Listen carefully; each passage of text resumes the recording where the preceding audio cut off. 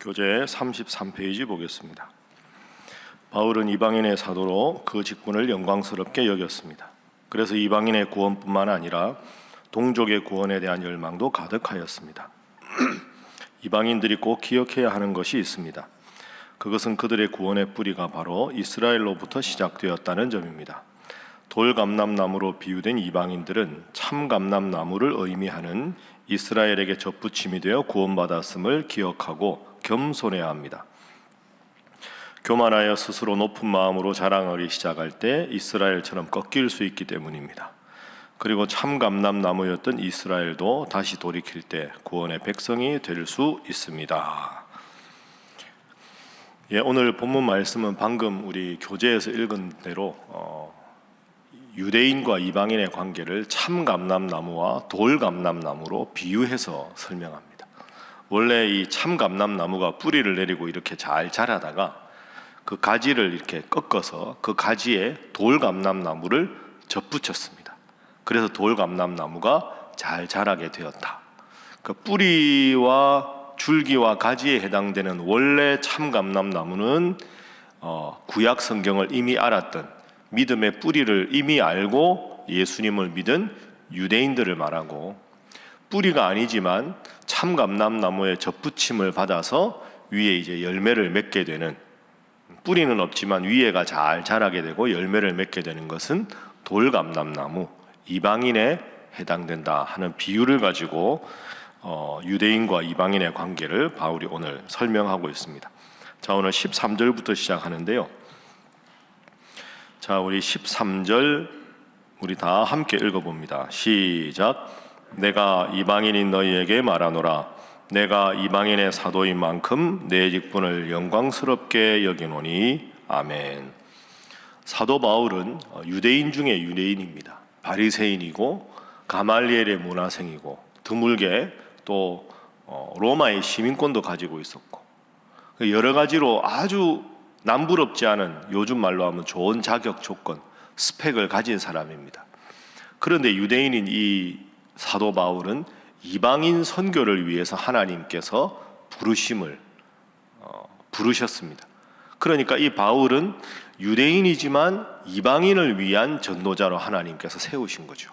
그래서 사도행전 우리가 보면 1차, 2차, 3차 열심히 전도하지 않습니까? 근데 바울이 뭐라고 하느냐, 13절에 내가 이방인의 사도인 만큼 내 직분을 영광스럽게 여긴다.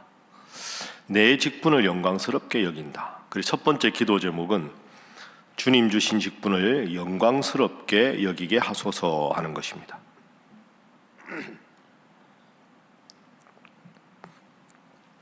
주님 주신 직분을 영광스럽게 여기게 하소서.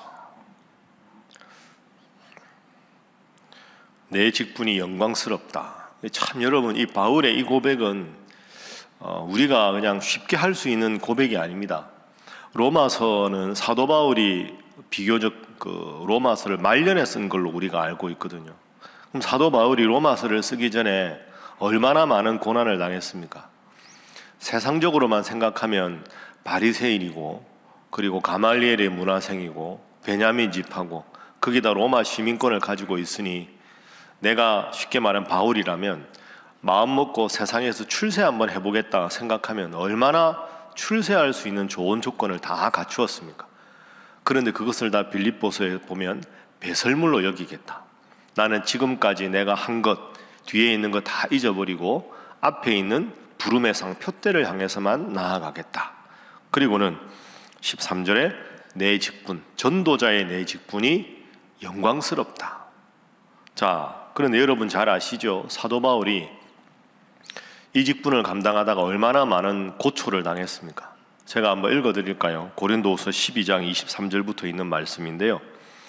바울이 스스로 말합니다. 내가 수고를 넘치도록 하고 옥에 갇히기도 더 많이 하고 매도 수없이 맞고 여러 번 죽을 뻔하였으니 유대인들에게 40에 하나 감한 매를 5번 맞았으며 3번 태장으로 맞고 1번 돌로 맞고 3번 파선하는데 일주야를 기품에서 지냈으며 여러 번 여행에 강의 위험과 강도의 위험과 동족의 위험과 이방인의 위험과 시내의 위험과 광야의 위험과 바다의 위험과 거짓 형제 중의 위험을 당하고 또 수고하고 애쓰고 여러 번 자지 못하고 줄이며 목마르고 여러 번 굶고 춥고 헐벗었노라.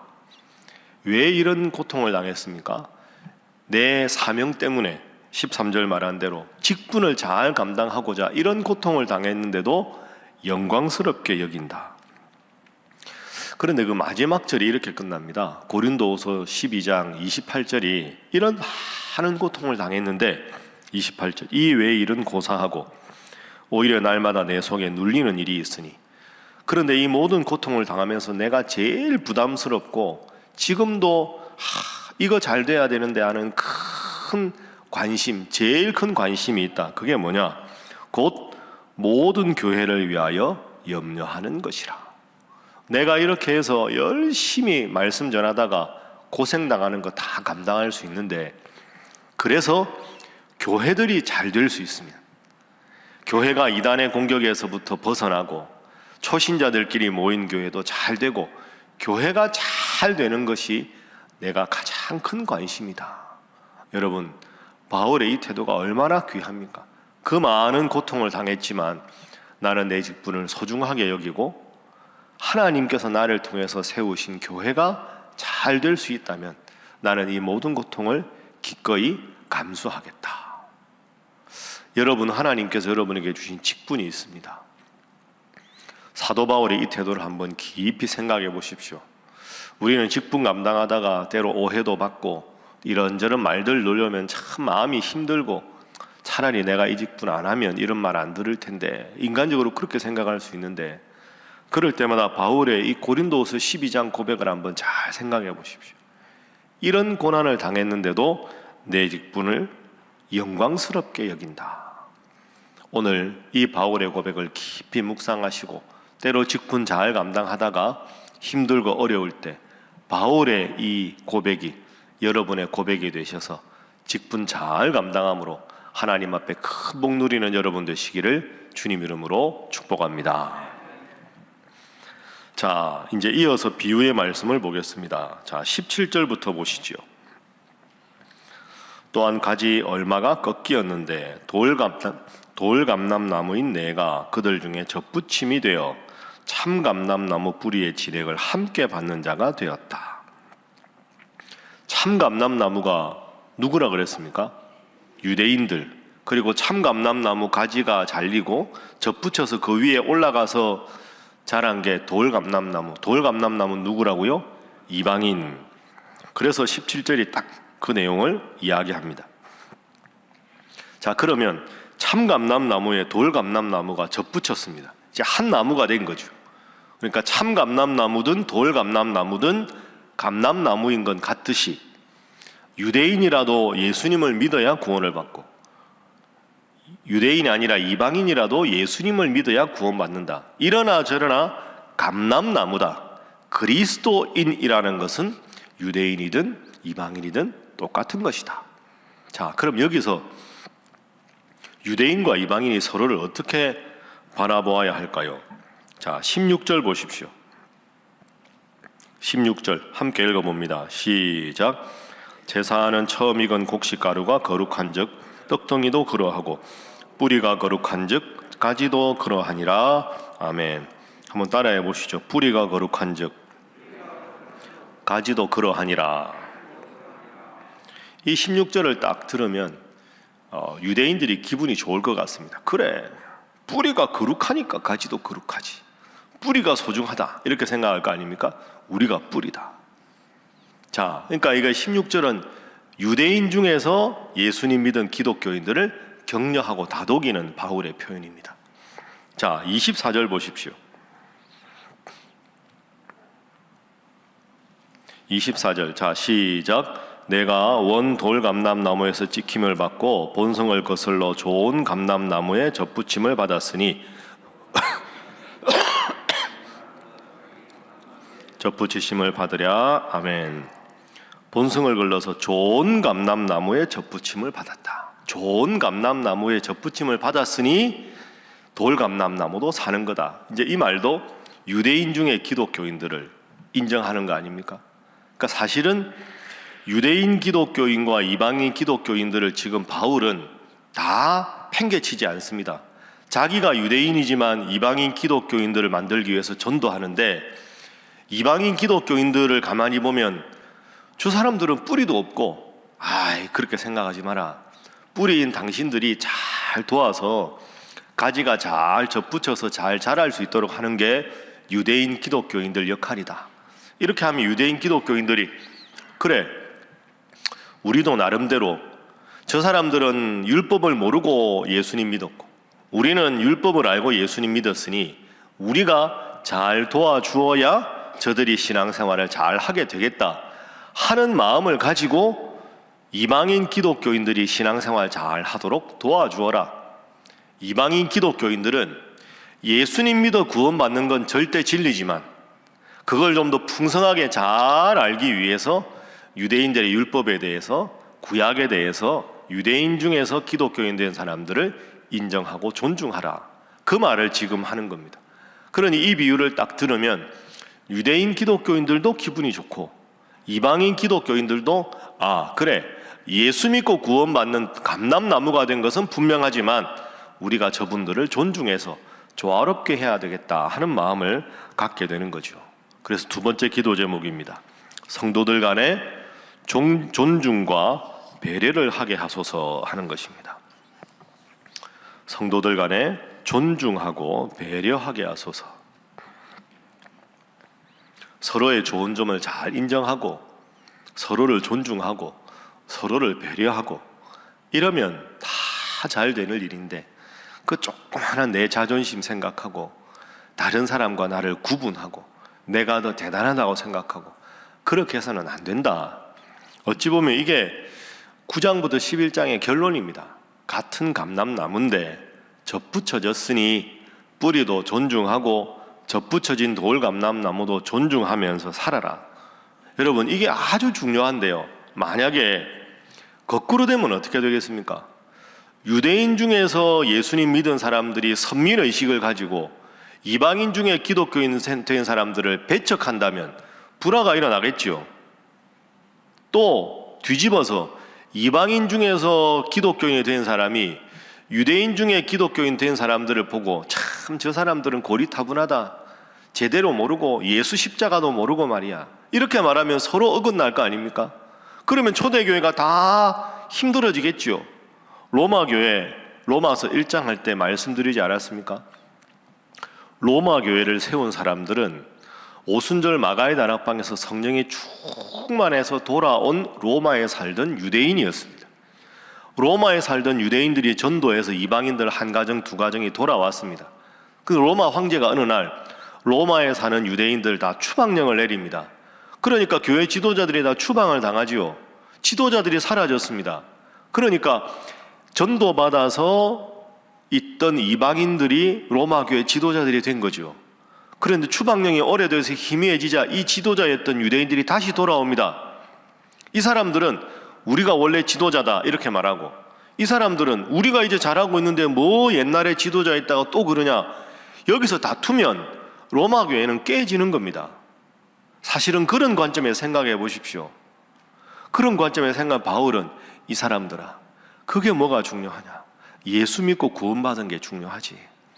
유대인 지도자들 박수치고 존중하고 환영해주고, 너희들이 없을 때 이방인 지도자들이 열심히 한 것도 존중하고 박수 쳐줘라. 그렇게 서로가 서로에게 잘한 점을 박수 쳐주면 다 잘 될 텐데, 우리가 먼저 개척했네, 우리가 지금 잘하고 있네, 그 뭐 중요하나? 그게 예수 이름만 드러내는 게 중요하지. 그 말을 지금 하고 있는 거죠. 그래서 세 번째 기도 제목입니다. 세 번째 기도 제목은 늘 서로의 좋은 점을 보고 격려하게 하소서 하는 것입니다. 늘 서로의 좋은 점을 보고 격려하게 하소서.